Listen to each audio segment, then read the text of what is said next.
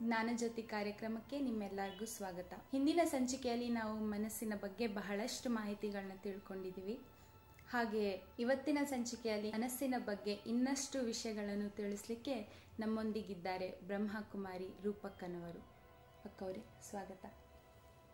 ಹಿಂದಿನ ಸಂಚಿಕೆಯಲ್ಲಿ ಮನಸ್ಸಿನ ಬಗ್ಗೆ ಬಹಳಷ್ಟು ವಿಷಯಗಳನ್ನು ತಿಳಿಸಿದ್ದೀರಾ. ಅಕ್ಕವರೇ, ಆ ವಿಷಯಗಳ ಬಗ್ಗೆ ಸಾರರೂಪದಲ್ಲಿ ನಮಗೆ ಪುನಃ ತಿಳಿಸ್ಕೊಡ್ತೀರಾ? ಅವಶ್ಯವಾಗಿ. ಹಿಂದಿನ ಸಂಚಿಕೆಗಳಲ್ಲಿ ನಾವು ಮನಸ್ಸೆಂಬುದು ಬಹಳ ಸೂಕ್ಷ್ಮವಾದ ಶಕ್ತಿ ಎಂದಲೂ, ಈ ಮನಸ್ಸಿನ ಬಗ್ಗೆ ನಾವೆಷ್ಟು ಆಳವಾಗಿ ತಿಳ್ಕೊಳ್ತೀವಿ ಅಷ್ಟು ಈ ಮನಸ್ಸಿನ ನಿಯಂತ್ರಣವನ್ನು, ಹತೋಟಿಯನ್ನು ಹೇಗೆ ಮಾಡಲು ಸಾಧ್ಯ ಅನ್ನುವಂಥದ್ದನ್ನು ನಾವು ಅರ್ಥಕೊಂಡ್ವಿ. ಅದರಲ್ಲಿ ಮುಖ್ಯವಾದ ಅಂಶ ನಾವು ಚರ್ಚೆ ಮಾಡಿದ್ದಂತಂದರೆ, ಈ ಮನಸ್ಸಲ್ಲಿ ನಡೆಯುವಂಥ ವಿಚಾರಗಳು ಹೆಚ್ಚಾಗಿ ಸಕಾರಾತ್ಮಕವಾಗಿ ನಾವು ಮಾಡಿದಾಗ ಅದರ ಉಪಯೋಗ ಎನ್ನುವಂಥದ್ದು ದಿನನಿತ್ಯ ನಮ್ಮ ಒಂದು ಕರ್ಮಕ್ಷೇತ್ರದಲ್ಲಿ ಅನೇಕ ಸಂಬಂಧಗಳಲ್ಲಿ ನಾವು ಬಂದಾಗ ಅದು ನಮಗೆ ಬಹಳಷ್ಟು ಉತ್ತಮ ಪರಿಣಾಮವನ್ನು ಕೊಡುತ್ತೆ ಅಂತ ಹೇಳಿ. ಎರಡನೆಯದು ಮುಖ್ಯ ಅಂಶ, ನಮ್ಮ ವಿಚಾರದಲ್ಲೇ ನಾವು ಹಲವು ವಿಚಾರಗಳನ್ನು ಚಿಂತೆಯ ರೂಪದಲ್ಲಿ ಮಾಡ್ತೇವೆ. ಆ ಚಿಂತೆ ಎನ್ನುವಂಥದ್ದನ್ನು ಚಿಂತನೆಯಲ್ಲಿ ಹೇಗೆ ಬದಲಾವಣೆ ಮಾಡ್ಕೋಬೇಕು ಅನ್ನುವಂಥದ್ದು ಬಹಳ ಮುಖ್ಯ ಅಂಶ ನಾವು ಅರ್ಥ ಮಾಡ್ಕೊಂಡ್ವಿ. ಯಾಕೆಂದರೆ ಇವತ್ತಿನ ಜೀವನ ಶೈಲಿಯಲ್ಲಿ ನಾವು ನೋಡ್ತೇವೆ, ಪ್ರತಿಯೊಂದು ವ್ಯಕ್ತಿನೂ ಸಹ, ಆ ವ್ಯಕ್ತಿ ಮನೆಯಲ್ಲಿರ್ಬೋದು ಅಥವಾ ಆಫೀಸಲ್ಲಿರ್ಬೋದು ಅಥವಾ ಯಾವುದೇ ಪ್ರಾಯದ ವ್ಯಕ್ತಿ ಇರ್ಬೋದು, ಯಾವುದಾದ್ರೂ ಪ್ರಕಾರದ ಚಿಂತೆ ಎನ್ನುವಂಥದ್ದು ಅವನನ್ನು ಕಾಡ್ತಾನೆ ಇರುತ್ತೆ. ಆ ಚಿಂತೆ ಒಮ್ಮೊಮ್ಮೆ ಅವನ ಮನಸ್ಸಿಗಂತೂ ನೋವು ಕೊಡ್ತಾ ಇರುತ್ತೆ, ಆದರೆ ಅದರ ಪರಿಣಾಮ ಅವನ ಶಾರೀರಿಕ ಆರೋಗ್ಯದ ಮೇಲೂ ಸಹ ಬಹಳಷ್ಟು ದುಷ್ಪರಿಣಾಮ ಬೀರುತ್ತೆ ಅನ್ನೋದು ಇದು ಸಹ ಮುಖ್ಯವಾದ ಅಂಶ ನಾವು ತಿಳ್ಕೊಂಡ್ವಿ.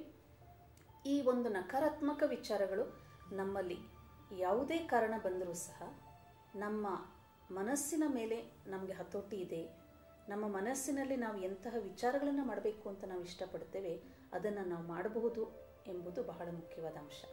ಈ ಸಕಾರಾತ್ಮಕ ಚಿಂತನೆ ಅಂತಂದ್ರೇ ಎಲ್ಲಿ ನಮ್ಮ ಅಂತರಚೇತನದ 7 ಮುಖ್ಯವಾದ ಗುಣಗಳನ್ನು ನಾವು ಅರ್ಥ ಮಾಡ್ಕೊಂಡ್ವಿ: ಶಾಂತಿ, ಪ್ರೀತಿ, ಜ್ಞಾನ, ಶಕ್ತಿ, ಆನಂದ, ಪವಿತ್ರತೆ, ದಯೆ ಇತ್ಯಾದಿ.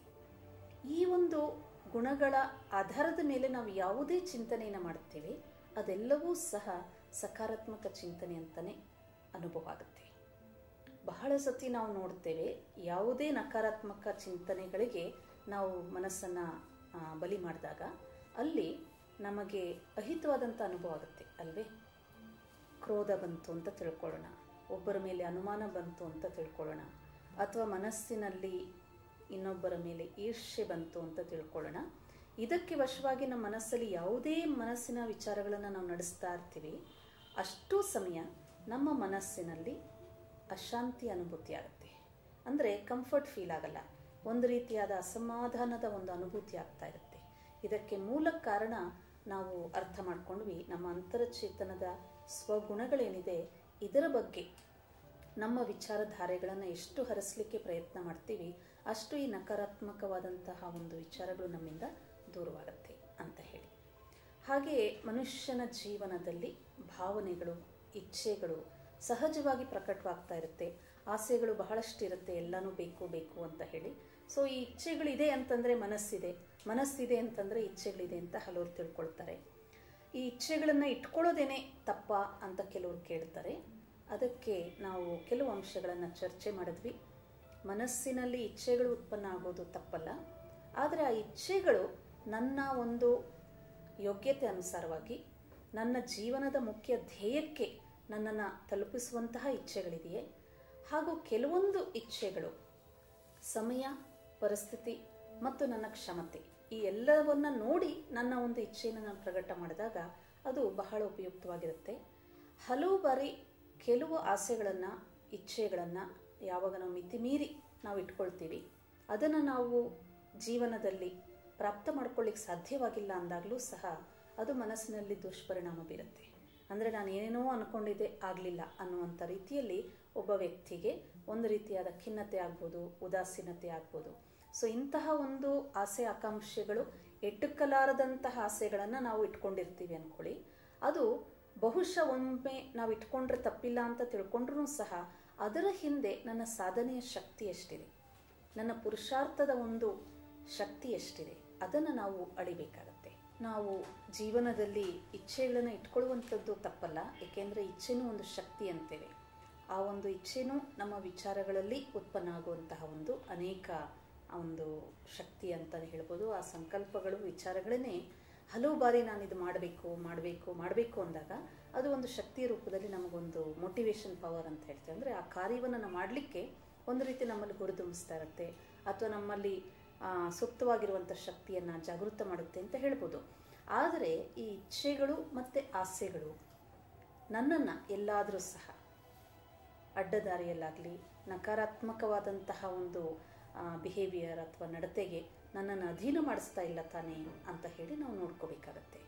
ಇಲ್ಲ ಅಂದ ಪಕ್ಷದಲ್ಲಿ ಹಲವು ಬಾರಿ ಕೆಲವು ಆಸೆಗಳು, ಆಕಾಂಕ್ಷೆಗಳು, ಇಚ್ಛೆಗಳು ಏನು ಮಾಡುತ್ತೆ ಅಂದರೆ ನಮ್ಮ ಮನಸ್ಸನ್ನು ಎಷ್ಟು ಆಳವಾಗಿ ಆವರಿಸ್ಕೊಂಡ್ಬಿಡುತ್ತೆ ಅಂದರೆ ಆ ಇಚ್ಛೆಗಳನ್ನು ಪೂರ್ಣ ಮಾಡಿಕೊಳ್ಳುವಂತಹ ದಿಶೆಯಲ್ಲಿ ಹಲವಾರು ತಪ್ಪುಗಳನ್ನು ನಾವು ಮಾಡಿಬಿಡ್ತೀವಿ. ಹಲವಾರು ರೀತಿಯಲ್ಲಿ ಅನ್ಯರಿಗೂ ಸಹ ನಾವು ತೊಂದರೆ, ನೋವನ್ನು ಕೊಡುವಂತಹ ಕೃತ್ಯಗಳನ್ನು ಮಾಡಿಬಿಡ್ತೀವಿ. ಸೊ ಅಂತಹ ಕೃತ್ಯ ಮಾಡಿ ಬಹುಶಃ ನಮ್ಮ ಇಚ್ಛೆಗಳು ಪೂರ್ಣ ಆಗಲೂಬಹುದು. ಆದರೆ ಅಂತಹ ಇಚ್ಛೆಗಳನ್ನು ಪೂರ್ಣ ಮಾಡಿಕೊಂಡ ನಂತರ ಅದರ ಪರಿಣಾಮ ಏನು, ಮನುಷ್ಯನಿಗೆ ಸುಖ ಸಿಗುತ್ತಾ, ಖುಷಿ ಸಿಗುತ್ತಾ ಅಂತ ಒಮ್ಮೆ ನಾವು ಪ್ರಶ್ನಿಸಿಕೊಂಡಾಗ ಬಹುಶಃ ಅದು ಬಾಹ್ಯ ರೂಪದಲ್ಲೇನೋ ಖುಷಿ ಪಡ್ಬೋದು, ನಾನು ಅಂದ್ಕೊಂಡಿದ್ದಾಯಿತು ಅಂಥೇಳಿ. ಆದರೆ ಆಂತರಿಕ ಮನಸ್ಸಿನಲ್ಲಿ ಪುನಃ ಪುನಃ ಆ ವ್ಯಕ್ತಿಗೆ ಒಂದು ರೀತಿಯಾದ ನೋವು, ಇಲ್ಲ ನಾನು ಇದು ಸರಿ ಮಾಡಿಲ್ಲ, ಅವರಿಗೆ ನೋವು ಕೊಟ್ಟು ನನ್ನ ಆಸೆಯನ್ನು ಪೂರ್ಣ ಮಾಡ್ಕೊಂಡಿದ್ದೀನಿ, ಅವರಿಗೆ ಮೋಸ ಮಾಡಿ ನಾನು ನನ್ನನ್ನು ಖುಷಿಪಡಿಸ್ಕೊಂಡು ನನ್ನ ಇಚ್ಛೆಯನ್ನು ಪೂರ್ಣಗೊಳಿಸ್ಕೊಂಡಿದ್ದೀನಿ ಅನ್ನುವಂತಹ ಆಂತರಿಕವಾದಂತಹ ಕೂಗು ಅವನಿಗೆ ಬಾಧೆ ಕೊಡ್ತಾ ಇರುತ್ತೆ ಅಂತ ನನಗನ್ಸುತ್ತೆ. ಆದ್ದರಿಂದ ನಮ್ಮ ಮನಸ್ಸಿನಲ್ಲಿ ಉತ್ಪನ್ನ ಆಗುವಂಥ ವಿಚಾರಗಳು, ಅನೇಕ ಆಸೆ ಮತ್ತು ಇಚ್ಛೆಗಳನ್ನು ಪ್ರತಿ ಕ್ಷಣದಲ್ಲೂ ಸಹ ನಾವು ಬೇರ್ಪಡಿಸ್ತಾ ಇರಬೇಕು ಅಥವಾ ಫಿಲ್ಟ್ರಿಂಗ್ ಮಾಡಬೇಕಂತ ಹೇಳ್ತೀವಿ. ಫಿಲ್ಟ್ರಿಂಗ್ ಮಾಡೋದು ಅಂತಂದರೆ ಇದು ನನಗೆ ಉತ್ತಮವಾಗಿದೆಯಾ ಇಲ್ವಾ. ಉದಾಹರಣೆಗೆ ಒಂದು ತಾಯಿ ತನ್ನ ಮಗುನ ಬಜಾರಿಗೆ ಕರ್ಕೊಂಡು ಹೋಗುತ್ತೆ. ಆ ಬಜಾರಲ್ಲಿ, ಮಾರ್ಕೆಟಲ್ಲಿ ಬಹಳ ಸುಂದರವಾದ ವಸ್ತುಗಳು ಕಾಣುತ್ತಲ್ವೇ. ಅದನ್ನು ನೋಡ್ತಾ ನೋಡ್ತಾ ಆ ಮಗು ಏನು ಹೇಳುತ್ತೆ, ನನಗಿದು ಬೇಕು, ಅದು ಬೇಕು, ಅದು ಬೇಕು ಅಂತ, ಎಲ್ಲ ಬೇಕು ಅಂತ ಕೇಳುತ್ತೆ. ಅದಕ್ಕೆ ಪಾಪ ಆಸೆ, ಯಾವುದೆಲ್ಲ ಚೆನ್ನಾಗಿ ಕಾಣುತ್ತೆ ಅಥವಾ ಯಾವುದಾದ್ರೂ ಹೊಸದಾಗಿ ಕಾಣುತ್ತೆ, ಅಥವಾ ಬಹುಶಃ ಕೆಲವೊಮ್ಮೆ ಬೇರೆಯವರ ಕೈಯಲ್ಲಿರುವಂಥ ವಸ್ತುವನ್ನು ನೋಡಿ ಅಮ್ಮ ನನಗಿದು ಬೇಕು, ಅವ್ರ ಹತ್ರ ಇದೆಯಲ್ಲ ನನಗೆ ಬೇಕು ಅಂತ ಹಠ ಮಾಡೋದುಂಟು. ಆದರೆ ತಾಯಿಯಾದವಳು, ವಿವೇಕಪೂರ್ಣವಾದಂತಹ ಜ್ಞಾನ ಇರುವಂತಹ ತಾಯಿ ಏನು ಮಾಡ್ತಾಳೆ, ಮಗುವಿಗೆ ಕೊಡ್ತಾಳೆ. ಯಾಕೆಂದರೆ ಮಗುವಿನ ಆಸೆ ಪೂರ್ಣ ಮಾಡಬೇಕು ಅನ್ನೋವಂಥ ಅಭಿಲಾಷೆಯೂ ಇರುತ್ತೆ. ಆದರೆ ಕೇಳಿದ್ದೆಲ್ಲ ಕೊಡಲ್ಲ, ಏಕೆಂದರೆ ಅದೆಲ್ಲವೂ ಸಹ ಆ ಮಗುವಿಗೆ ಉಪಯುಕ್ತವಾದಂಥದ್ದು ಇಲ್ಲದೇ ಇರ್ಬೋದು. ಹಲವು ಆಸೆಗಳು ಯಾವುದು ಮಗು ಕೇಳ್ತಾ ಇರುತ್ತೆ ಅದು ಆ ಸಮಯದಲ್ಲಿ ಅವಶ್ಯಕತೆ ಇಲ್ಲದೆ ಇರ್ಬೋದು, ಕೆಲವೊಂದು ದುಷ್ಪರಿಣಾಮ ಕೊಡುವಂಥದ್ದೇ ಇರ್ಬೋದು. ಆದರೆ ಮಗುವಿಗೆ ಅದರ ಜ್ಞಾನ ಇಲ್ಲ ಅಲ್ವೇ. ಹಾಗೆ ನಮ್ಮ ಮನಸ್ಸಿನಲ್ಲೂ ಸಹ ಯಾವುದನ್ನು ನೋಡ್ತೇವೆ, ಯಾರ ಹತ್ರ ಏನಿದೆ ಅಂತ ನೋಡ್ತೇವೆ, ಅಥವಾ ಬಹುಶಃ ಕೆಲವೊಮ್ಮೆ ನಮ್ಮದೇ ಆದಂಥ ಊಹಾಪೋಹದಲ್ಲಿ ನಮಗಿದಾಗಬೇಕು, ಅದಾಗಬೇಕು ಅನ್ನುವಂಥ ರೀತಿಯಲ್ಲೂ ಇಚ್ಛೆಗಳು ಪ್ರಕಟ ಆಗುವುದು ಸಂಶಯ ಇಲ್ಲ. ಆದರೆ ನಮ್ಮೆಲ್ಲರಿಗೂ ದೇವರು ಇನ್ನೊಂದು ಶಕ್ತಿ ಕೊಟ್ಟಿದ್ದಾನೆ, ಅದಕ್ಕೆ ವಿವೇಕ ಅಂತ ಹೇಳ್ತೇವೆ. ಹೇಗೆ ಮಗುವಿಗೆ ತಾಯಿ ಸದಾ ರಕ್ಷಣೆ ಕೊಡ್ತಾಳೆ, ಇದು ಸರಿ, ಇದು ಸರಿಯಲ್ಲ, ಈ ಇಚ್ಛೆಯನ್ನು ಪೂರ್ಣ ಮಾಡಬೇಕು, ಇದು ತಪ್ಪು ಅಂತ ಹೇಳ್ಕೊಡ್ತಾ ಇರ್ತಾಳೆ. ಹಾಗೆ ನಮ್ಮೆಲ್ಲರಲ್ಲೂ ಸಹ ವಿವೇಕ ಎನ್ನುವಂಥ ತಾಯಿ ಇದ್ದಾಳೆ. ಆ ವಿವೇಕದ ಶಕ್ತಿಯನ್ನು ನಾವು ಜಾಗೃತ ಮಾಡಿಕೊಂಡ್ವಿ ಅಂದಾಗ ನಮ್ಮಲ್ಲಿ ಎಷ್ಟೇ ಇಚ್ಛೆಗಳು ಪ್ರಕಟವಾಗಲಿ, ಎಷ್ಟೇ ಆಸೆ ಆಕಾಂಕ್ಷೆಗಳು ನಮ್ಮನ್ನು ಕಾಡಿಸ್ಲಿ, ಅದರಲ್ಲಿ ಈ ವಿವೇಕ ಎನ್ನುವಂಥ ತಾಯಿ ಸದಾ ಅದನ್ನು ಫಿಲ್ಟರ್ ಮಾಡ್ತಾಳೆ. ಇಲ್ಲ, ಇದೇ ನಾನು ಮಾಡಬೇಕು, ಇದು ಮಾಡಬಾರ್ದು, ಇದು ಒಳ್ಳೆಯದು, ಇದು ಕೆಟ್ಟದು, ಅಥವಾ ಇದನ್ನು ಮಾಡಬೇಕು ಅಂದರೆ ಅದರ ಹಾದಿ ಯಾವುದು, ಅದಕ್ಕೆ ಪುರುಷಾರ್ಥ ಯಾವುದು, ಅದಕ್ಕೆ ಯಾವ ರೀತಿಯ ಶ್ರಮ ನಾವು ಪಡಿಬೇಕು ಅನ್ನುವಂಥದ್ದು. ಸೊ ಹಾಗಾಗಿ ಇಚ್ಛೆಗಳು ತಪ್ಪಲ್ಲ, ಆದರೆ ಇಚ್ಛೆಗಳು ಶುಭ ಇಚ್ಛೆಗಳಾಗಿರಬೇಕು, ಉಪಯುಕ್ತವಾದಂಥದ್ದಾಗಿರಬೇಕು. ಆ ಇಚ್ಛೆಗಳನ್ನು ಪೂರ್ಣ ಮಾಡಿಸ್ಕೊಳ್ಳುವಂಥ ಹಾದಿ ಏನಿದೆ, ಶ್ರಮ ಏನಿದೆ, ಅದು ಬಹಳ ಸುಂದರವಾಗಿ ಮತ್ತು ಸಕಾರಾತ್ಮಕವಾಗಿರುವಂಥದ್ದನ್ನು ಆರಿಸ್ಕೊಂಡಾಗ ಜೀವನದ ಸಂಧ್ಯಾಕಾಲದಲ್ಲಿ, ಜೀವನದ ಸಂಧ್ಯಾಕಾಲ ಅಂದರೆ ಜೀವನದ ಸೂರ್ಯಾಸ್ತದಲ್ಲಿ ಒಮ್ಮೆ ನಾವು ಹಿಂದೆ ತಿರುಗಿ ನೋಡಿದಾಗ ನಮ್ಮ ಜೀವನದ ಪ್ರತಿಯೊಂದು ಕ್ಷಣದ ಶ್ರಮ ನಮಗೆ ಬಹಳ ತೃಪ್ತಿಯನ್ನು ಕೊಡುತ್ತೆ. ಯಾಕೆ ಅಂದರೆ ಇದುವರೆಗೂ ನಾನು ಯಾವ ಒಂದು ಲಕ್ಷ್ಯವನ್ನು ಇಟ್ಕೊಂಡು ಯಾವುದೇ ಇಚ್ಛೆಯನ್ನು ಪೂರ್ಣ ಮಾಡಬೇಕು ಅಂತ ನಾನು ಪ್ರಯತ್ನ ಮಾಡಿದ್ದೀನಿ, ಆ ಒಂದು ಹಾದಿಯಲ್ಲಿ ನಾನು ನನಗೂ ತೊಂದರೆ ಕೊಡುವಂಥದ್ದಲ್ಲ, ಬೇರೆಯವ್ರಿಗೂ ತೊಂದರೆ ಕೊಡದೆ ಕೇವಲ ಒಂದು ಸುಗಮವಾದ ಮಾರ್ಗವನ್ನೇ ಆರಿಸ್ಕೊಂಡು ಇಲ್ಲಿವರೆಗೆ ನಾನು ತಲುಪಿದ್ದೀನಿ ಎನ್ನುವಂಥ ತೃಪ್ತಿ ಮನುಷ್ಯನ ಜೀವನದಲ್ಲಿರುತ್ತೆ.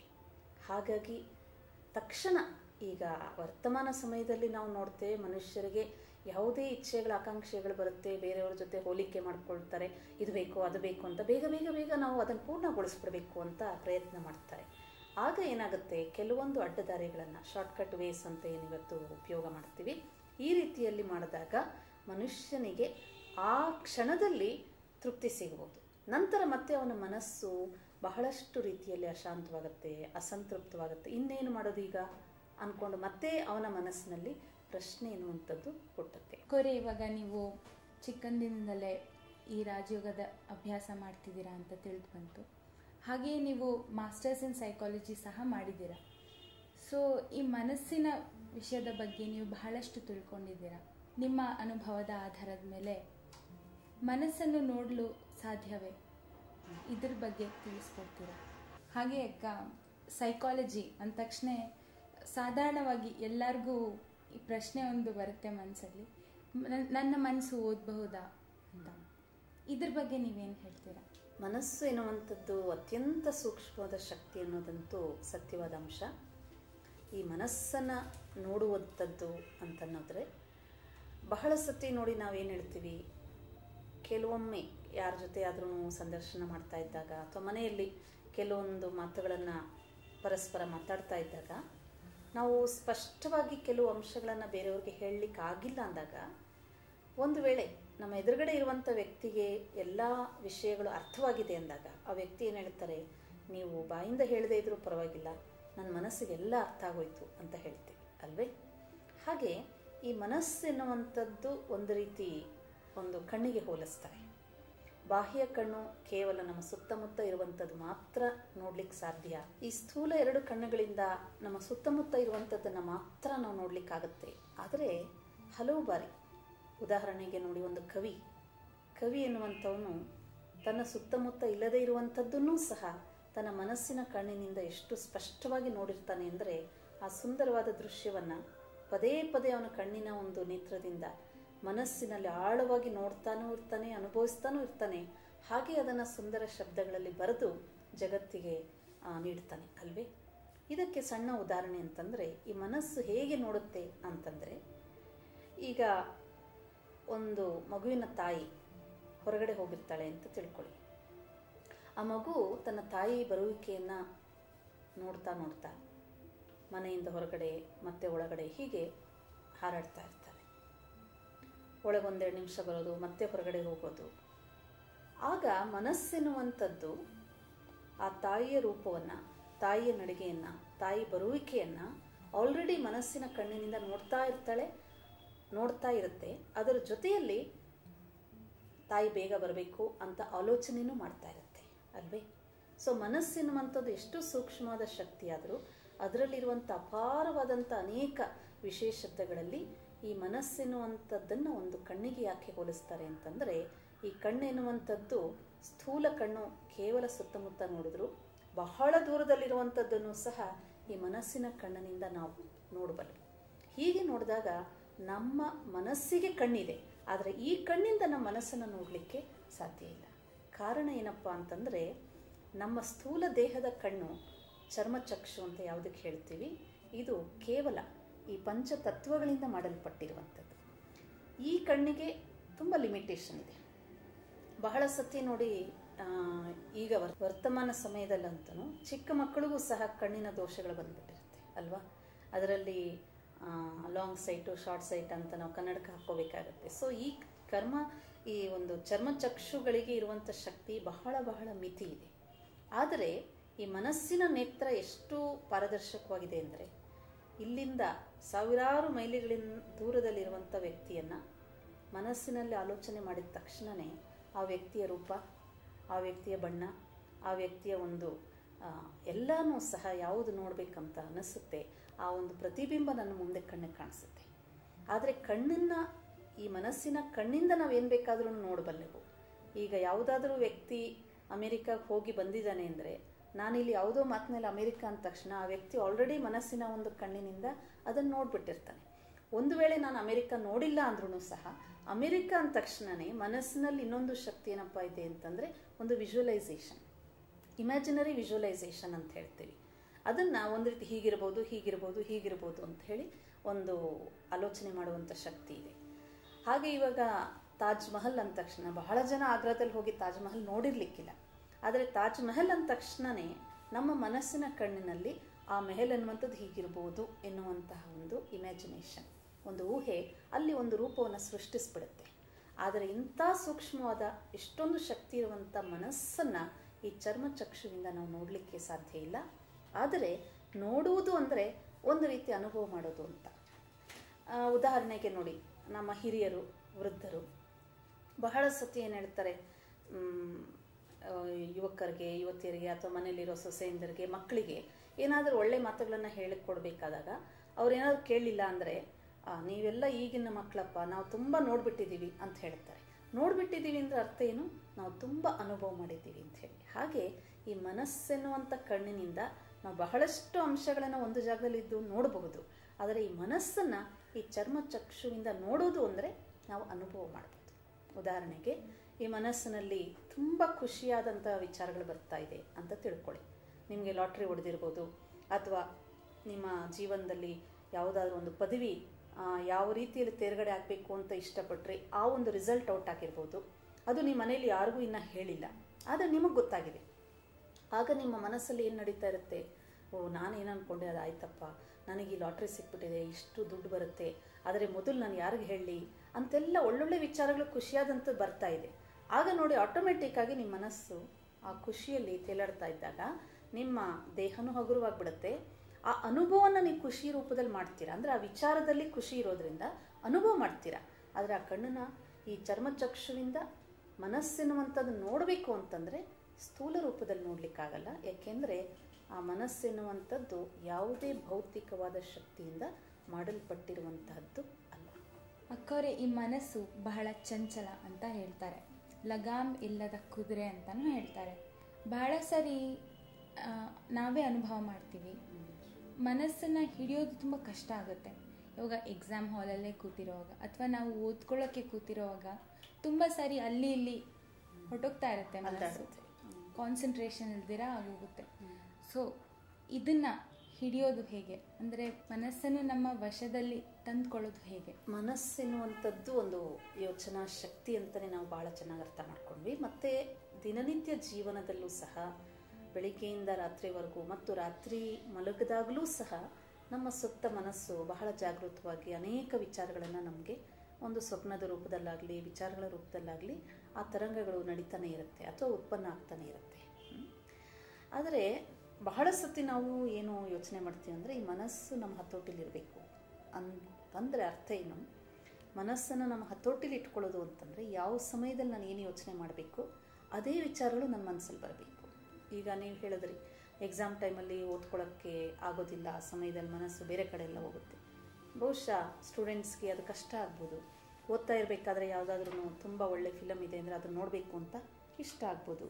ಇಲ್ಲ ನಿಮಗೆ ಮಾತ್ರ ಎಕ್ಸಾಮ್ ಇದೆ, ನಿಮ್ಮ ಫ್ರೆಂಡ್ಸಿಗೆ ಇಲ್ಲದೆ ಇರ್ಬೋದು, ಅವರೆಲ್ಲ ಆಟಾಡಲಿಕ್ಕೋ ಅಥವಾ ಇನ್ನೇನೋ ಒಂದು ಪಾರ್ಟಿಗೋ ಹೋಗಿರಬೇಕಾದ್ರೆ ನಿಮ್ಮ ಮನಸ್ಸು ಹೇಳ್ಬೋದು, ಆಹಾ ನಮ್ಮ ಫ್ರೆಂಡ್ಸ್ ಎಲ್ಲ ಹೋಗಿದ್ದಾರೆ ಅಲ್ಲಿ ಆಟಾಡಲಿಕ್ಕೆ, ಅವರೆಲ್ಲ ತುಂಬ ಮಜಾ ಮಾಡ್ತಿರ್ಬೋದು, ನಾನು ಹೋಗಬೇಕಾಗಿತ್ತು. ಇದರಲ್ಲಿ ಏನಪ್ಪ ಅಂದರೆ ಮನಸ್ಸು ನಿಮಗೆ ಸುಮ್ಮನೆ ಸಮಾಚಾರ ಹೇಳ್ತಿದೆ ಅಷ್ಟೇ. ಅವರೆಲ್ಲ ಅಲ್ಲಿ ಹೋಗಿದ್ದಾರೆ, ನಾನು ಹೋಗಬೇಕಾಗಿತ್ತು ಅಂತ ಹೇಳಿ ಆ ಮನಸ್ಸು ತನ್ನ ಇಚ್ಛೆಯನ್ನು ಪ್ರಕಟ ಮಾಡುತ್ತೆ. ಆ ಸಮಯದಲ್ಲಿ ಮನಸ್ಸು ಪದೇ ಪದೇ ಪದೇ ನಮ್ಗೆ ಆ ವಿಚಾರ ಹೇಳ್ತಾ ಇದ್ದಾಗ ಅದಕ್ಕೆ ಉತ್ತರ ಕೊಡಬೇಕು ನೀವು.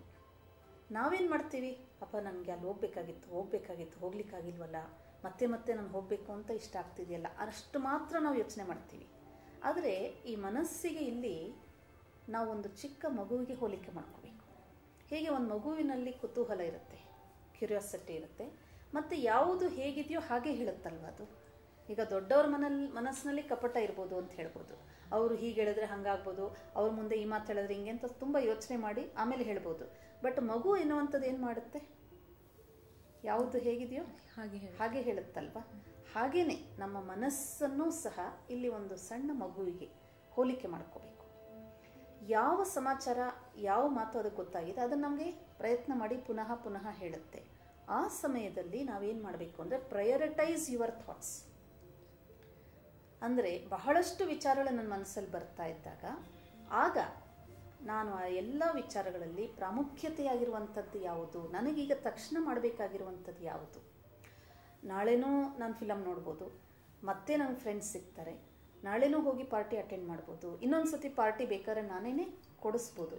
ಆದರೆ ಇವಾಗ ನಾನು ಮುಖ್ಯವಾಗಿ ಏನು ಮಾಡಬೇಕು? ಎಕ್ಸಾಮ್, ನಾನು ಪರೀಕ್ಷೆ ಇದೆ, ಓದಬೇಕು. ಸೊ ಆ ಸಮಯದಲ್ಲಿ ಹೇಗೆ ಮಗುವಿಗೆ ಜೋರು ಮಾಡಿದ್ರೆ ಚೆನ್ನಾಗಿ ಕಿರ್ಚುತ್ತೆ, ಅಳುತ್ತೆ, ಅದೇ ನೀವು ಬಹಳ ಮುದ್ದಾಗಿ ಸಮಜಾಯಿಸ್ತೀರಾ ಅಂದ್ಕೊಳ್ಳಿ, ಅದಕ್ಕೆ ಅರ್ಥ ಆಗೋ ರೀತಿಯಲ್ಲಿ ತಿಳಿಸ್ತೀರಾ ಅಂದಾಗ ಆ ಮಗು ಶಾಂತವಾಗುತ್ತೆ. ಅದೇ ರೀತಿ ಯಾವಾಗ ನಮ್ಮ ಮನಸ್ಸಿನಲ್ಲಿ ಹತೋಟಿ ಇಲ್ಲದೆ ಲಗಾಮಿಲ್ಲದ ಕುದುರೆ ಅಂತ ಯಾಕೆ ಹೇಳ್ತೀವಿ ಅಂತಂದರೆ, ಒಂದೇ ಸಮಯದಲ್ಲಿ ನೂರಾರು ವಿಚಾರಗಳು ಬರುತ್ತೆ. ನಾನು ಇದು ಮಾಡಬೇಕು, ಅದು ಮಾಡಬೇಕು ಅಂತ. ಆ ಸಮಯದಲ್ಲಿ ಲಗಾಮ್ ಅನ್ನುವಂಥದ್ದು ಏನಪ್ಪ ಅಂದರೆ, ನಮ್ಮಲ್ಲಿ ಇನ್ನೊಂದು ಶಕ್ತಿ ಯಾವುದಿದೆ ಅಂದರೆ ವಿವೇಕ ಅಂತ ಹೇಳ್ತೀವಿ, ಪವರ್ ಆಫ್ ವಿಸ್ಡಮ್ ಅಂತೀವಿ. ಅದನ್ನು ಜಾಗೃತ ಮಾಡಬೇಕು. ವಿವೇಕ ಅಂದ್ರೇನು? ಯಾವುದು ಸರಿ ಯಾವುದು ಸರಿ ಇಲ್ಲ, ನಾನು ಈಗ ಏನು ಮಾಡಬೇಕು ಅನ್ನುವಂಥದ್ದನ್ನು ನಿರ್ಧಾರ ತಗೊಳ್ಳುವಂಥ ಶಕ್ತಿ ನಮ್ಮ ವಿವೇಕಕ್ಕೆ ಇರುತ್ತೆ. ಸೊ ಆ ವಿವೇಕವನ್ನು ಜಾಗೃತ ಮಾಡಿದಾಗ ಆ ವಿವೇಕನೇ ಈ ಮನಸ್ಸೆನ್ನುವಂಥ ಕುದುರೆಗೆ ಲಗಾಮ್. ಸೊ ಬಹಳ ಸತಿ ನಾವೇನು ಮಾಡ್ತೀವಿ, ಮನಸ್ಸಿನ ಓಟದಲ್ಲಿ ಕುದುರೆ ಓಡ್ತಾ ಇದೆ ಅಂದರೆ ಅದನ್ನು ಹಿಡಿಯೋಕ್ಕೆ ಹೋಗ್ತೀವಿ. ಹೇಗೆ ಹಿಡಿತೀರಾ? ಲಗಾಮೆ ಕೈಯಲ್ಲಿಲ್ಲ ಅಲ್ವೇ? ಸೊ ಅದಕ್ಕೆ ಈ ಸಂದರ್ಭದಲ್ಲಿ ಏನು ಮಾಡಬೇಕು ಅಂದರೆ, ಮೊದಲು ವಿವೇಕದ ಶಕ್ತಿಯನ್ನು ಜಾಗೃತ ಮಾಡಿ ಅದರಲ್ಲಿ ಪರಿಶೀಲಿಸಬೇಕು. ನಾನು ಈಗೇನು ನಿರ್ಣಯ ತಗೊಳ್ತೀನಿ, ನಿರ್ಧಾರ ತಗೊಳ್ತೀನಿ, ಅದರ ಪರಿಣಾಮ ಏನಾಗುತ್ತೆ. ಸೊ ಅದರ ಪರಿಣಾಮ ನನಗೆ ಪಾಸಿಟಿವ್ ಆಗಿ ಬರಬೇಕು ಅಂತಂದರೆ ಪ್ರೆಸೆಂಟಲ್ಲಿ ನಾನು ಏನು ಮಾಡಬೇಕು. ಸೊ ಆ ಒಂದು ವಿಚಾರವನ್ನು ನನ್ನ ಮನಸ್ಸಿಗೆ ಬಹಳ ಪ್ರೀತಿಯಿಂದ ಸಮಜಾಯಿಸಬೇಕು. ಮಗು ಹೇಗೆ ಸಮಜಾಯಿಸ್ತೀರ ಹಾಗೆ ಸಮಜಾಯಿಸಿ, ಓಕೆ ಪಾರ್ಟಿಗೆ ತಾನೇ ಹೋಗಬೇಕು, ನಾಳೆ ಮಾಡೋಣ, ಇಲ್ಲ ಮತ್ತೊಂದು ವಾರ ನಾನೇ ಪಾರ್ಟಿ ಕೊಟ್ಟು ಎಲ್ಲ ಫ್ರೆಂಡ್ಸ್ನ ಮತ್ತೆ ಕರಿತೀನಿ, ಆದರೆ ಈಗ ನಾನು ಓದ್ಕೋ. ಸೊ ಈ ರೀತಿಯ ಒಂದು ಪರಿಶೀಲನೆ ಮಾಡಿ ವಿವೇಕಯುಕ್ತವಾಗಿ ನಾವು ನಿರ್ಧಾರ ತಗೊಂಡಾಗ ಮನಸ್ಸಿನಲ್ಲಿ ಆಗುವಂತಹ ಒಂದು ಆಕರ್ಷಣೆ ಅಂತ ಹೇಳ್ಬೋದು, ಅಥವಾ ಕೆಲವೊಮ್ಮೆ ಡಿಸ್ಟ್ರಾಕ್ಷನ್ಸ್ ಅಂತ ಹೇಳ್ತೀವಿ, ಅನೇಕ ಕಡೆ ಮನಸ್ಸು ಹರಿದಾಡುತ್ತಲ್ಲ, ಆ ಒಂದು ಮನಸ್ಸಿನ ಶಕ್ತಿಯನ್ನು ನಾವು ಕೇಂದ್ರೀಕೃತ ಮಾಡಿ ಯಾವ ಕೆಲಸ ಈಗ ಮಾಡಬೇಕೋ ಅದರಲ್ಲಿ ನಮ್ಮ ಮನಸ್ಸನ್ನು ಏಕಾಗ್ರ ಮಾಡಲಿಕ್ಕೆ ನಮಗೆ ಶಕ್ತಿ ಬರುತ್ತೆ. ಇದಕ್ಕೆ ನಿಯಂತ್ರಣ ಮಾಡೋದು ಅಥವಾ ಹಿಡಿತದಲ್ಲಿ ಇಟ್ಕೊಳ್ಳೋದು ಅಂತ ಹೇಳ್ತೀವಿ. ಅಕ್ಕೋರೆ, ಮುಖ ಮನಸ್ಸಿನ ಕನ್ನಡಿ ಅಂತ ಹೇಳ್ತಾರೆ. ಅದು ಬಹಳ ಸರಿ ನಿಜ ಆಗಬಹುದು, ಆಗದಿರಾ ಇರಬಹುದು. ಇದ್ರ ಬಗ್ಗೆ ನಿಮ್ಮ ವಿಚಾರವೇನು? ಈಶ್ವರಿ ಅವರೇ, ಭಾಳ ಒಳ್ಳೆ ಪ್ರಶ್ನೆ ಕೇಳಿದ್ದೀರಾ. ಯಾಕೆ ಅಂತಂದರೆ ಹಿಂದಿನ ಕಾಲದಲ್ಲಿ ಇದು ಭಾಳ ಚೆನ್ನಾಗಿ ಅಪ್ಲೈ ಆಗ್ತಿತ್ತು, ಮುಖ ಮನಸ್ಸಿನ ಕನ್ನಡಿ ಅಂತ. ಯಾಕೆಂದರೆ ಮನಸ್ಸಿನಲ್ಲಿ ಏನು ವಿಚಾರಗಳು ನಡೀತಾ ಇದೆ, ಯಾವ ಭಾವನೆಗಳು ನಡೀತಾ ಇದೆ, ಅಥವಾ ಯಾವ ಭಾವನೆಗಳಲ್ಲಿ ಅನುಭವ ಆಗ್ತಾ ಇದೆ, ಅದು ಮುಖದ ಮೇಲೆ ಭಾಳ ಸ್ಪಷ್ಟವಾಗಿ ಕಾಣಿಸ್ತಾ ಇತ್ತು. ಹಾಗಂತೇಳಿ ಈಗ ಕಾಣಿಸ್ತಾ ಇಲ್ಲ ಅಂತಲ್ಲ, ಆದರೆ ವರ್ತಮಾನ ಸಮಯದಲ್ಲಿ ಕೆಲವೊಮ್ಮೆ ಕೆಲವರ ಒಂದು ಮುಖ ಗೋಮುಖ ವ್ಯಾಘ್ರ ರೂಪದಲ್ಲಿ ನಮಗೆ ಅನುಭವ ಆಗುತ್ತೆ. ಅದರ ಅರ್ಥ ಏನಪ್ಪ ಅಂತಂದರೆ, ಹೊರಗಡೆ ಮುಖ ಒಂದು ಗೋವಿನ ಸಮಾನ, ತುಂಬ ಸಾತ್ವಿಕವಾಗಿ ಸಾಧುವಾಗಿ ಹಾಗೆ ಕಾಣ್ಬೋದು, ಆದರೆ ಅವರ ಆಂತರಿಕ ವಿಚಾರಗಳಲ್ಲಿ ವ್ಯಾಘ್ರನ ರೂಪ ಅಂತಂದ್ರೇನು, ಯಾವುದೋ ಒಂದು ಕಪಟ, ಯಾವುದೋ ಒಂದು ದ್ವೇಷ, ಯಾವುದೋ ಒಂದು ದೆರ್ ಇಸ್ ನೋ ಕಲುಷಿತವಾದ ವಿಚಾರ ಅಂತಲೇ ಹೇಳ್ಬೋದು. ಸೊ ಅಂಥ ವಿಚಾರಗಳಿಂದ ಹೊರಗಡೆ ಮಾತ್ರ ತುಂಬ ನಯವಾಗಿ ಮಾತಾಡ್ತಿರ್ತಾರೆ. ಆಗೇನಾಗುತ್ತೆ ಅಂದರೆ, ಎದುರುಗಡೆ ಇರುವಂಥ ವ್ಯಕ್ತಿ ತುಂಬ ಮುಗ್ಧವಾಗಿದ್ದಾಗ ಅವನ ಮುಗ್ಧತೆಯಿಂದ ಬಹುಶಃ ಅವನು ಮೋಸ ಹೋಗೋದುಂಟು. ಆಗ ನಾವು ಹೇಳ್ತೇವೆ ಮುಖ ಮನಸ್ಸಿನ ಕನ್ನಡಿ ಎನ್ನುವಂಥದ್ದು ಕೆಲವೊಮ್ಮೆ ಅದು ಸತ್ಯ ಆಗೋದಿಲ್ಲ ಅಂಥೇಳಿ. ಆದರೂ ಸಹ ಮುಖದ ಒಂದು ಭಾವನೆಗಳೇನಿದೆ ಮನಸ್ಸಿನಲ್ಲಿ ಆಗುವಂಥದ್ದು ಆಳವಾಗಿ ನಾವು ಅಬ್ಸರ್ವ್ ಮಾಡಿದಾಗ, ಪರಿಶೀಲಿಸಿದಾಗ, ನಮ್ಮ ಮಸ್ತಕದ ರೇಖೆ ಆಗಲಿ, ಕಣ್ಣಿನ ದೃಷ್ಟಿಯಾಗಲಿ, ನಮ್ಮ ಮಾತಿನ ಒಂದು ಶಬ್ದದ ದಾಟಿಯಲ್ಲಾಗಲಿ, ಅಥವಾ ಓವರಾಲ್ ಎಕ್ಸ್ಪ್ರೆಷನಲ್ಲಿ ನಮ್ಮ ಮನಸ್ಸಿನ ಚಿಂತನೆಗಳ ಒಂದು ಪ್ರತಿಬಿಂಬ ಅನುಕ್ಷಣ ನಮ್ಮ ಮುಖದ ಮೇಲೆ ಸ್ಪಷ್ಟವಾಗಿ ಕಾಣಿಸ್ತಾ ಇರುತ್ತೆ. ಕೆಲವೊಮ್ಮೆ ಏನಾಗುತ್ತೆ ಅಂತಂದರೆ, ಈಗ ಮನೆಯಲ್ಲಿರುವಂಥ ತಾಯಂದಿರಿರ್ಬೋದು, ಅಥವಾ ಕೆಲವೊಮ್ಮೆ ತುಂಬ ಮುಗ್ಧ ಆತ್ಮಗಳಿರ್ಬೋದು, ಅವರೆಲ್ಲರನ್ನ ನಂಬಿಡ್ತಾರೆ ನೋಡಿ. ಇವಾಗ ಮನೆಯಲ್ಲಿ ಬಿಸ್ನೆಸ್ ಮೆನ್ಗಳು ಬರ್ತಾರೆ, ಏನಾದ್ರೂ ಈ ಒಂದು ಮಾರ್ಕೆಟಿಂಗ್ ಮಾಡೋರು ಬರ್ತಾರಲ್ಲ, ಸೊ ಅವರ ಒಂದು ವೃತ್ತಿ ಅದು. ಬಹಳ ಟೆಂಪ್ಟಾಗಿ ಮಾತಾಡ್ತಾರೆ, ಬಟ್ ಯಾವ ವಸ್ತುವಿನ ಬಗ್ಗೆ ಅವ್ರು ಪರಿಚಯ ಕೊಡ್ತಿದ್ದಾರೆ, ಅವ್ರು ಹೇಳೋದು ಬಹಳ ಉತ್ಕೃಷ್ಟವಾಗಿರುತ್ತೆ, ಬಟ್ ಆ ವಸ್ತು ಅಷ್ಟು ಬೆಲೆ ಬಾಳುವಂಥದ್ದು ಇಲ್ಲದೆ ಇರ್ಬೋದು. ಹಾಗೆ ಹಲವು ಬಾರಿ ಕೆಲವರು ಹಣ ತೊಗೊಳ್ಳಿಕ್ಕಾಗಲಿ ಅಥವಾ ಯಾವುದಾದ್ರು ವಸ್ತುವನ್ನು ತೊಗೊಂಡು ಮೋಸ ಮಾಡಬೇಕಂತಂದಾಗ ತುಂಬ ನಯವಾಗಿ ವಿನಯವಾಗಿ ಬಹಳಷ್ಟು ಆಶೆಗಳನ್ನು ತೋರಿಸಿ ಅವರಿಗೆ ಮನಸ್ಸನ್ನು ಒಂದು ರೀತಿ ಭ್ರಾಂತಿ ರೂಪದಲ್ಲಿ ಅವರಿಗೆ ಬಲಿ ಮಾಡಿಬಿಡ್ತಾರೆ. ಸೊ ಅಲ್ಲಿ ನಾವು ಬೇರೆಯವರಿಗೆ ದೋಷ ಕೊಡದೆ ನಮ್ಮದೇ ವಿವೇಕ ಶಕ್ತಿಯನ್ನು ನಾವು ಸದಾ ಜಾಗೃತವಾಗಿ ಇಟ್ಕೊಂಡಾಗ ನಮ್ಮ ಎದುರುಗಡೆ ಇರುವಂಥ ವ್ಯಕ್ತಿ ಎಷ್ಟು ಸತ್ಯವಾಗಿದ್ದಾನೆ. ಕೆಲವೊಮ್ಮೆ ನೋಡಿ ನಮಗೆ ಆ ವ್ಯಕ್ತಿ ಮಾತಾಡ್ತಾ ಇರುವಂಥದ್ದು ಯಾವ ಹಿನ್ನೆಲೆಯಿಂದ ಯಾವ ಭಾವನೆಯಿಂದ ಅಂತ ಅರ್ಥ ಆಗುತ್ತೆ, ಗೊತ್ತಾಗುತ್ತೆ. ಆದ್ರೂ ತಕ್ಷಣ ಅವರಿಗೆ ನಾವು ಹೇಳಲಿಕ್ಕಾಗೋದಿಲ್ಲ. ಆದರೆ ಇಲ್ಲಿ ನಮಗೆ ಗೊತ್ತಾದಾಗ ಏನಪ್ಪ ಅಂದರೆ ನಮ್ಮ ರಕ್ಷಣೆಯನ್ನು ನಾವು ಮಾಡ್ಕೋಬೋದು. ಸೊ ಆ ಕಾರಣ ನಮ್ಮ ಮನಸ್ಸಿನಲ್ಲಾಗುವಂತಹ ದುಃಖದ ಭಾವನೆಗಳಿರ್ಬೋದು, ಸುಖದ ಒಂದು ಭಾವನೆಗಳಿರ್ಬೋದು, ಖುಷಿಯ ಭಾವನೆಗಳಿರ್ಬೋದು, ಅಸಂತೃಪ್ತಿಯ ಭಾವನೆ ಇರ್ಬೋದು. ಈಗ ಉದಾಹರಣೆಗೆ ನೋಡಿ, ನಿಮ್ಮ ಮನಸ್ಸಿಗೆ ಯಾವುದಾದ್ರೂ ಕಾರಣ ಆಘಾತವಾಯಿತು ಅಂತ, ಆಗ ನಿಮ್ಮ ಮನೆಯಲ್ಲಿರುವಂಥವರೆಲ್ಲ ಖುಷಿಯಾಗಿ ಯಾವುದೋ ಒಂದು ಪಾರ್ಟಿ ಕರೀತಾರೆ, ನೀನು ಬಮ್ಮ ಅಂತಂದ್ರೆ ಅವಾಗ ನೀವು ಹೋಗ್ತೀರಾ? ಇಲ್ಲ. ಯಾಕೆಂದರೆ ನೀವು ಉದಾಹರಣೆ ಏನೋ ಹೇಳ್ತೀರಾ, ಯಾವುದೋ ನೆಪ ಹೇಳ್ತೀರಾ, ಇವತ್ತು ನಮ್ಮ ಮೈ ಹುಷಾರಾಗಿಲ್ಲ ಅಂತೀರಾ, ಓದ್ಕೋಬೇಕು ಅಂತೀರಾ, ಹೋಮ್ವರ್ಕ್ ಇದೆ ಅಂತೀರಾ, ಅಥವಾ ಯಾವುದೋ ಫ್ರೆಂಡ್ ಬರ್ತಾರೆ, ಏನೋ ಒಂದು ನೆಪ ಹೇಳಿ ಅಲ್ಲಿಂದ ನೀವು ಅವಾಯ್ಡ್ ಆಗಬೇಕು ಅಂತ ಟ್ರೈ ಮಾಡ್ತೀರಾ. ಬಹಳ ಸತಿ ನೋಡಿ ಕೆಲವರು ಹೊರಗಡೆ ತುಂಬ ನಗ್ತಾ ಇರ್ತಾರೆ, ಆದರೆ ಅವರ ಮನಸ್ಸಿನ ಒಳಗಡೆ ತುಂಬ ದುಃಖ ಇರುತ್ತೆ. ಇದು ಜೀವನದಲ್ಲಿ ಸತ್ಯ. ನಮಗೆ ಎಷ್ಟೇ ದುಃಖ ಬರಲಿ, ಎಷ್ಟೇ ಸಮಸ್ಯೆಗಳಿರಲಿ, ನಾವು ಅದನ್ನು ಬೇರೆಯವರಿಗೆ ಹೊರೆಯಾಗಿ ಕೊಡದೆ ನಮ್ಮ ಮುಖದಲ್ಲಿ ಸದಾ ಹಸನ್ಮುಖತೆನ ಇಟ್ಕೊಳ್ಳುವಂಥದ್ದು ಅಂದರೆ ನಮ್ಮ ಶಕ್ತಿಯಲ್ಲಿ ಆ ಒಂದು ಸಹನೆಯನ್ನು ಮಾಡ್ತಾ ಆ ಒಂದು ದುಃಖವನ್ನು, ಆ ಒಂದು ನೋವುಗಳನ್ನು ನಮ್ಮ ಒಂದು ಅಂತರ ಚೇತನದ ಶಕ್ತಿಯಿಂದ ಅದನ್ನು ಸಮಾಧಾನ ಮಾಡ್ಕೊಳ್ತಾ ಹೋಗುವಂಥದ್ದು ಬೇರೆ ವಿಷಯ. ಆದರೆ ಹಲವು ಬಾರಿ ಕೆಲವರು ಕಪಟವಾಗಿ ನಗ್ತಾ ಇರ್ತಾರೆ, ಕಪಟವಾಗಿ ವಿಚಾರ ಮಾಡ್ತಾ ಇರ್ತಾರೆ, ಕಪಟವಾಗಿ ಮುಖದಲ್ಲಿ ಭಾವನೆಗಳನ್ನು ತೋರಿಸ್ತಾ ಇರ್ತಾರೆ. ಅದನ್ನು ಸಹ ನೀವು ಬಹಳ ಆಳವಾಗಿ ಪರಿಶೀಲಿಸಿದಾಗ ಆ ಒಂದು ಭಾವನೆಗಳ ಪ್ರತಿಬಿಂಬ ಸದಾ ಇರೋದಿಲ್ಲ. ಯಾಕೆ ಅಂತಂದರೆ ಟ್ರೂತ್ ಈಸ್ ಟ್ರೂತ್ ಅಲ್ಲ, revert back to the old system ಅಂತ ಹೇಳ್ತಾರೆ. ನೀವು ಟೆಂಪ್ರರಿಯಾಗಿ ಯಾವುದೇ ಒಂದು ಮಾಡಿದ್ರೆ ಸ್ವಲ್ಪ ಸಮಯ ಅಷ್ಟೇ ಇರುತ್ತೆ, ಮತ್ತೆ ಅವರು ಒಬ್ಬರೇ ಇದ್ದಾಗ ನೋಡಿದಾಗ ಅವ್ರು ಹೇಗಿದ್ದಾರೆ ಹಾಗೆ ಇದ್ಬಿಡ್ತಾರೆ. ಸೊ ಬಹಳ ಜನರ ಮುಂದೆ ಬಹುಶಃ ಅವರು ತಮ್ಮನ್ನ ಆ ರೀತಿ ಪ್ರೆಸೆಂಟ್ ಮಾಡ್ಕೋಬಹುದು. ಆ ನಂತರ ಅವರು ಒಬ್ಬರೇ ಇದ್ದಾಗ ಅವ್ರು ಯಾವ ರೀತಿ ಇದ್ದಾರೆ ಹಾಗೆ ಆಗ್ಬಿಡ್ತಾರೆ. ಅಂದರೆ ಅವರಲ್ಲಿ ಅಸಂತೃಪ್ತಿ ಇದೆ, ಖುಷಿ ಇಲ್ಲ, ಅಥವಾ ಯಾವುದೇ ರೀತಿಯ ಒಂದು ಕಪಟ, ಯಾವುದೇ ರೀತಿಯ ಒಂದು ನೆಗೆಟಿವ್ ಫೀಲಿಂಗ್ಸ್ ಇದೆ, ಅದು ಅವ್ರನ್ನ ಆವರಿಸ್ಕೊಂಡ್ಬಿಡುತ್ತೆ. ಇದು ಹೆಂಗೆ ಅಂದರೆ ಒಂದು ರೀತಿ ಚಂದ್ರನ ಬಿಂಬವನ್ನು ನೋಡ್ತಾ ಇರಬೇಕಾದ್ರೆ ಮಧ್ಯದಲ್ಲಿ ಒಂದೇನಾದರೂ ಶೇಡ್ ಇಟ್ಬಿಟ್ರೆ ಆ ಚಂದ್ರನ ಬಿಂಬ ಏನು ಕಳೆದೋಗೋದಿಲ್ಲ, ಆ್ಯಸ್ ಇಟ್ ಈಸ್ ಇರುತ್ತೆ. ಹಾಗೆ ಒಂದು ಡೈಮಂಡನ್ನು ಎಲ್ಲಾದ್ರೂ ಮಣ್ಣಲ್ಲಿ ಮುಚ್ಚಿಟ್ಬಿಟ್ರೆ ಅದರ ಪ್ರತಿಬಿಂಬ ಅಥವಾ ಅದರ ಹೊಳಪು ಕಡಿಮೆ ಏನಾಗೋದಿಲ್ಲ. ಅಂದರೆ ಟ್ರೂತ್ ಇಸ್ ಟ್ರೂತ್ ಅಂತ. ಹಾಗೆ ನಮ್ಮ ಅಂತರಚೇತನದಲ್ಲಿ ಯಾವ ಭಾವನೆಗಳು ಉತ್ಪನ್ನ ಆಗುತ್ತೆ, ಯಾವ ವಿಚಾರಗಳು ಉತ್ಪನ್ನ ಆಗುತ್ತೆ, ಅದು ಹೇಗಿದೆ ಹಾಗೆ ನಮ್ಮ ಮುಖಪಟಲದಲ್ಲಿ ಪ್ರತಿಬಿಂಬಿಸೋದು ಸತ್ಯನೇ. ಅದನ್ನು ಕೆಲವರು ಬೇರೆಯವ್ರಿಗೆ ತೋರಿಸಬಾರ್ದು ಅಂತ ಹೇಳಿ ಅದನ್ನು ಮುಚ್ಚಿಡಲಿಕ್ಕೆ ಪ್ರಯತ್ನ ಮಾಡ್ತಾರೆ ಅಷ್ಟೇ. ಆ ಪ್ರಯತ್ನ ಅಲ್ಪಕಾಲಕ್ಕೆ ಮಾತ್ರ ಕೆಲಸ ಮಾಡುತ್ತೆ. ಆನಂತರ ಪುನಃ ನಾವು ಒಬ್ಬರೇ ಇದ್ದಾಗ ನಾವು ಹೇಗಿದ್ದೀವೋ ಹಾಗೆ ಆಗ್ಬಿಡ್ತೀವಿ. ಸೊ ಆ ಕಾರಣ ಸದಾ ನಮ್ಮ ಭಾವನೆಗಳನ್ನು, ವಿಚಾರಗಳನ್ನು ಸಾತ್ವಿಕವಾಗಿ, ಶುದ್ಧವಾಗಿ, ಶಕ್ತಿಶಾಲಿಯಾಗಿ ಇಟ್ಕೊಳ್ಳಿಕ್ಕೆ ಪ್ರಯತ್ನ ಮಾಡಿದಾಗ ನಮ್ಮ ಮುಖ ಪ್ರತಿಬಿಂಬಿಸುವಂತಹ ಒಂದು ಭಾವನೆಗಳೇನಿದೆ, ನಮ್ಮ ಮುಖದಲ್ಲಿ ಯಾವ ಒಂದು ಅನುಭೂತಿ ಬೇರೆಯವರಿಗೆ ಕೊಡಿಸ್ತೀವಿ ಅಥವಾ ನಮ್ಮನ್ನು ನೋಡಿದಾಗ ಬೇರೆಯವ್ರಿಗೆ ಏನು ಅನಿಸುತ್ತೆ, ಅದು ಸಹ ಅಂತರಚೇತನದ ವಿಚಾರಗಳಂತೆ ಅವ್ರಿಗೂ ಅನುಭವ ಆಗುತ್ತೆ. ಅಕ್ಕವರೇ, ಮನಸ್ಸಿನ ಬಗ್ಗೆ ಬಹಳಷ್ಟು ವಿಷಯಗಳನ್ನು ತಿಳಿಸಿದ್ರಿ. ಹಾಗೆ ಮನಸ್ಸನ್ನು ಹಿಡಿತದಲ್ಲಿ ಹೇಗೆ ಇಟ್ಕೊಳ್ಳೋದು ಅನ್ನೋದು ಸಹ ತುಂಬ ಚೆನ್ನಾಗಿ ಅರ್ಥ ಮಾಡಿಸಿದ್ರಿ. ಮನಸ್ಸಿನಲ್ಲಿ ಬರೋ ವಿಚಾರಗಳು ನಮ್ಮ ಮುಖದ ಮೇಲೆ ಹೇಗೆ ಪ್ರತಿಬಿಂಬಿಸುತ್ತೆ ಅನ್ನೋದು ಸಹ ನಮಗೆ ತಿಳಿಸಿದ್ರಿ. ಮನಸ್ಸಿನ ಬಗ್ಗೆ ಇಷ್ಟೊಂದು ವಿಚಾರಗಳನ್ನು ತಿಳಿಸ್ಕೊಟ್ಟಿದ್ದಕ್ಕೆ ರೂಪಕ್ಕನವರಿಗೆ ಧನ್ಯವಾದಗಳು. ಮುಂದಿನ ಸಂಚಿಕೆಯಲ್ಲಿ ಇನ್ನಷ್ಟು ವಿಚಾರಗಳನ್ನು ತಿಳ್ಕೊಳ್ಳೋಣ. ಅಲ್ಲಿವರೆಗೂ ಧನ್ಯವಾದಗಳು.